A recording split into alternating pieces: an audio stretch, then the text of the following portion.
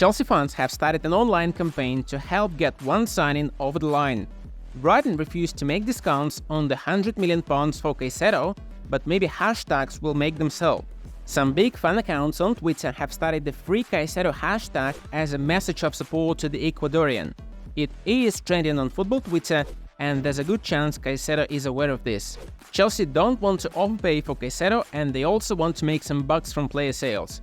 According to one Twitter account known for occasionally breaking transfer news, the Blues want to sell Trevor Chalobah. Like Conor Gallagher, Chalobah doesn't want to go, but both are pushed out by Chelsea owners. Inter is the destination for academy graduate Chalobah, and as much as Chelsea fans like Todd Boehly this summer, they really hate to see Chalobah go. Why doesn't Boehly just play a 4-3-3 since he's a football genius? Reads the most liked comment on TRIBUNA. Chelsea don't have many options in defense, especially with Fofana injured for the next season. Maybe Todd Boehly is trying to get rid of every player of the Abramovich era, wonders another supporter. Man United are about to get stronger by acquiring a World Cup sensation. The Red Devils have reportedly reached an agreement with 26-year-old Sofyan Amrabat. United have no Casemiro backup, and they're not silly enough to get into the Caicedo chase. Erik Ten Hag knows Amrabat well from the time he was his head coach at Utrecht. It's not a super flashy name, but recognizable enough to get United fans excited. This fan on TRIBUNA also suggests signing Højlund and reinstating Mason Greenwood to make Man United a title contender. United need to raise funds to buy more players, and the first move has been made. Academy graduate Anthony Elanga joined Nottingham Forest for £15 million. Elanga aims to write a new chapter in his career, but first, he's written an emotional letter to special United fans, teammates and coaches. He also named one thing he'll always have in his heart: the rhythm is a dancer chant Man United fans made for him. Scoring goals from everywhere. Oh, it's Elanga. Man United stars gave Elanga much love in the comments, and captain Bruno Fernandes dedicated an Instagram story captioned "All the best, kid."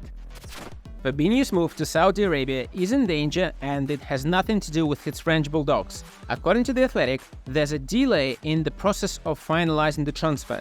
The Brazilian is expected to join Al Ittihad, but not guaranteed. As it stands, he will rejoin the Reds for pre-season this week. Liverpool will get a £40 million package for Fabinho if the deal goes through, which is why the fans want it to happen. Liverpool have identified their Fabinho replacement. Romeo Lavia from Southampton is the one. The only problem is the money. Southampton have turned down Liverpool's first offer. According to The Athletic, the Saints have rejected £37 million for the 19-year-old because they insist on £50 million. The player is ready to go, and contract terms won't be a problem. Some Liverpool fans are scandalized by this, and no wonder. They're spoiled by bargain deals like McAllister for less than £40 million. Southampton, have some pity on these fans. Arsenal goalkeeper Aaron Ramsdale has become an object of sudden criticism. He conceded 2 bad goals against Man United, and all hell broke loose. United fan and YouTuber Mark Goldbridge was among the most vocal to question Ramsdale's ability. He said, "Ramsdale is a very good shot stopper, but I don't think he's a good modern goalkeeper. You need a goalkeeper who can play on the edge of the box and between the lines." A natural reaction for an Arsenal fan would be to call Goldbridge out, but some actually agree, at least to some extent. They would love Ramsdale to be challenged by second goalie Matt Turner. And what would you say? Man United have lost 3-1 to Wrexham in a pre-season friendly. Wrexham is owned by Hollywood stars Ryan Reynolds and Rob McElhenney, and the latter was in attendance next to another American actor Glenn Howerton. As Wrexham scored, they erupted in joy.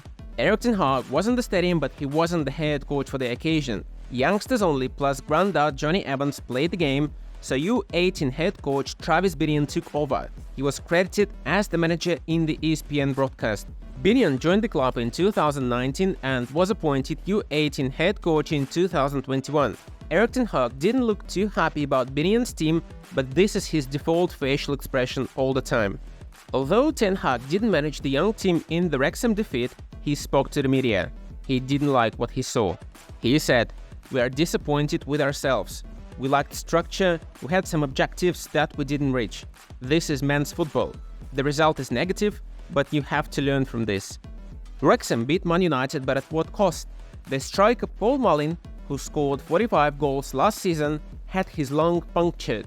United goalie Nathan Bishop injured the Wrexham star by trying to get first to the ball outside the box. The collision left the striker on the floor in need of an oxygen mask. Wrexham's head coach slammed the United goalie. "It was a clumsy challenge, I'm not happy. If it had been a defender, he would have been sent off." But Mullin seems to be okay and has responded from hospital with a photo and a caption. "Thank you for all your messages, all good here."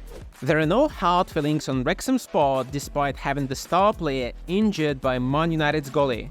Ryan Reynolds thanked the legendary Man United on Twitter for the incredible opportunity to have this game. Here is how Man United players performed in the Wrexham defeat, starting with 3 best performers. Mark Jurado scored United's only goal with a calm finish from a cross. The fullback was also creative with his passing, 7 out of 10 for him. Aaron Fernandez showed some good technique and supported the attacks well, ultimately providing the assist, 7 out of 10. Mejbri was United's best player and was involved in every attack. Great playmaking abilities and leadership qualities, 8 out of 10. Let's name the worst performers. Goalkeeper Nathan Bishop was lucky not to be sent off for an ugly challenge outside the box, but also should have done better for Wrexham's opener, 3 out of 10. Attacker Shoretire failed to leave his mark despite being one of the most talented players in the academy, 3 out of 10. If you have enjoyed this episode, like the video, subscribe to the channel, and also visit our website TRIBUNA.com. There we cover every major Premier League story and leave no stone unturned in our quest to bring you the ultimate football experience.